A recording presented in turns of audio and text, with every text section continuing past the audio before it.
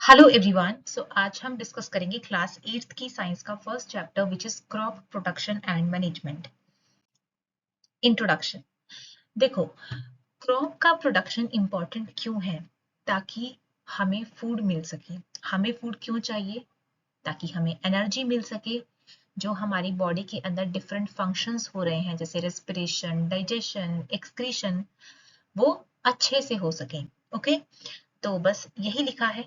We know that energy from the food is utilized by the organisms for carrying out their various body functions such as digestion, respiration, excretion. ठीक है? We get our food from plants, animals or both. हम अपना food कहाँ से लेते हैं? या तो प्लांट से या फिर एनिमल से या फिर दोनों से। In order to provide food for a large population, अगर हमें ज्यादा पॉपुलेशन तक फूड को पहुंचाना है तो क्या नेसेसरी है, क्या जरूरी है? एक तो फूड का regular production, time to time food produce होना बहुत जरूरी है। Second thing, proper management. तो जो हमारे पास फूड आया है उसे प्रॉपरली मैनेज करना बहुत जरूरी है, वो फूड खराब ना हो। Okay, next is distribution is necessary.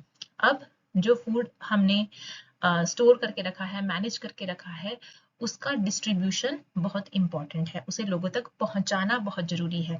ठीक है, नेक्स्ट इज एग्रीकल्चरल प्रैक्टिसेस। इसमें सबसे पहले हम पढ़ेंगे क्रॉप किसे कहते हैं।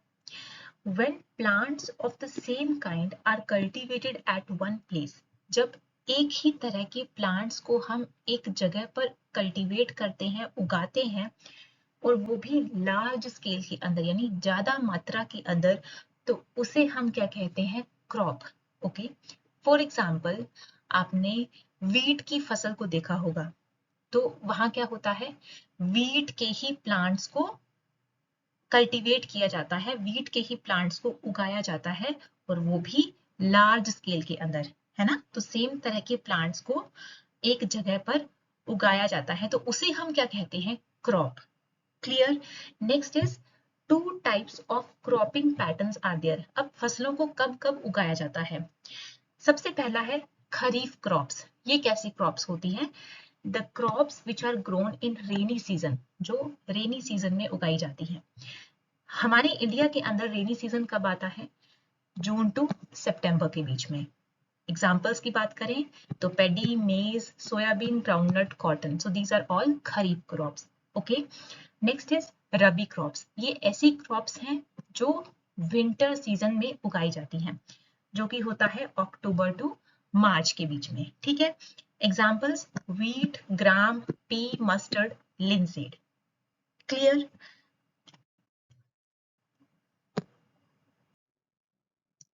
Next is basic practices of crop production. Crop production के प्रोसेस के अंदर हम कौन कौन से बेसिक स्टेप्स को फॉलो करते हैं? सबसे पहला है प्रिपरेशन ऑफ सॉइल। हम सॉइल को प्रिपेयर करते हैं। देन सोइंग यानी बीज को बोना। एडिंग मैन्योर एंड फर्टिलाइजर्स, खाद वगैरह को डालना। इरिगेशन, अपनी फसल को पानी लगाना। Protecting from weeds. वीड्स क्या होते हैं? ये कुछ ऐसे प्लांट्स हैं जो हमें नहीं चाहिए, यानी these are the unwanted plants जो हमारी क्रॉप के साथ उग जाते हैं, तो उनसे अपनी फसल को प्रोटेक्ट करना। ठीक है, नेक्स्ट इज हार्वेस्टिंग। हार्वेस्टिंग यानी जब हमारी फसल तैयार हो जाती है तो उसकी कटाई करना। स्टोरेज, जब हार्वेस्टिंग के बाद हमारे पास ग्रेन्स आते हैं तो उनको स्टोर करना। ठीक है, इस वीडियो में हम first basic practice of crop production discuss करेंगे, जो कि है प्रिपरेशन ऑफ सॉइल। सॉइल को कैसे प्रिपेयर किया जाता है? One of the most important task in agriculture is to turn the soil and loosen it. खेती बाड़ी के अंदर सबसे इंपॉर्टेंट टास्क क्या होता है? सॉइल को टर्न करना और उसे लूज करना। सॉइल को टर्न करने का क्या मतलब है? जो नीचे सॉइल है उसे ऊपर सरफेस तक लेके आना, और जो सरफेस के ऊपर सॉइल है उसे नीचे लेके जाना। ठीक है, और लूजन का क्या मतलब है? जब हम सॉइल को टर्न करेंगे तो क्या हो जाएगी? सॉइल लूज हो जाएगी, यानी सॉइल पार्टिकल्स के बीच में क्या आ जाएंगे? स्पेसेस आ जाएंगे। ठीक है, this allows the roots to penetrate deep into the soil. ऐसा करने से क्या होगा? जो रूट्स हैं प्लांट्स की, वो सॉइल के अंदर डीपली पेनिट्रेट कर जाएंगी। The loose soil allows the roots to breathe easily. जो लूज सॉइल होगी वो किसमें हेल्प करेगी? रूट्स को आसानी से ब्रीथ करने में, ठीक है, रूट्स आसानी से सांस ले पाएंगी even when they go deep into the soil, जब वो सॉइल के अंदर डीपली पेनिट्रेट कर जाएंगी तब भी वो आसानी से ब्रीथ कर पाएंगी। Okay, the loosened soil helps in the growth of earthworms and microbes present in the soil।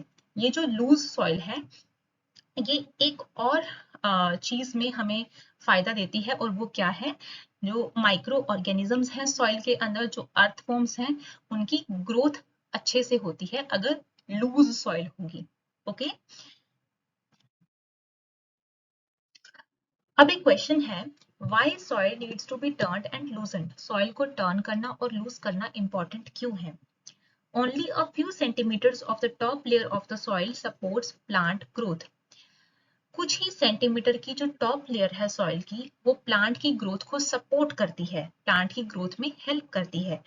Turning and loosening of the soil brings a nutrient-rich soil to the top so that plants can use these nutrients। जब हम soil को turn करते हैं और loose करते हैं तो क्या होता है? जो नीचे की न्यूट्रिएंट रिच सॉइल है वो ऊपर आ जाती है और प्लांट्स उन न्यूट्रिएंट्स को यूटिलाइज करते हैं अपनी ग्रोथ के लिए। ठीक है, the process of loosening and turning of the soil, ये जो प्रोसेस है जब हम सॉइल को टर्न करते हैं और लूज करते हैं, उस प्रोसेस को क्या कहा जाता है? टाइलिंग या फिर ploughing. Okay, so this is done by using plough. तो प्लो का इस्तेमाल करके हम इस प्रोसेस को करते हैं। Okay, clear? Next is agricultural implements for tiling. हम कौन कौन से टूल्स का इस्तेमाल करते हैं टाइलिंग के लिए? सबसे पहला है प्लो।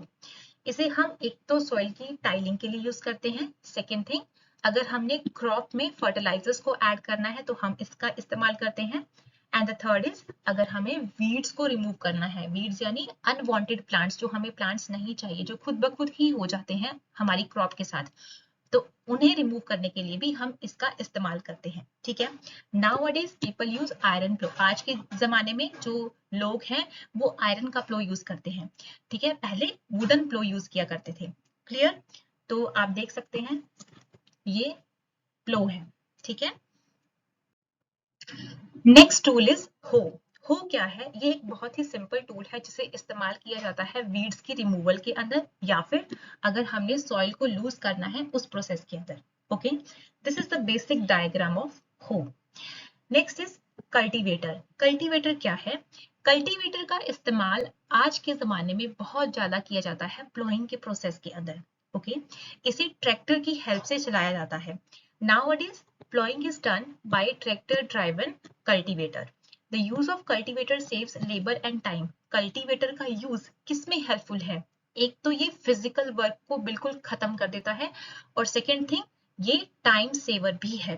ठीक है, तो आज की वीडियो में सिर्फ इतना ही। अगर आपको मेरा ये वीडियो अच्छा लगा है तो प्लीज आप इसे लाइक जरूर करें और मेरे चैनल को सब्सक्राइब करना ना भूलें। ओके, सो बाय बाय।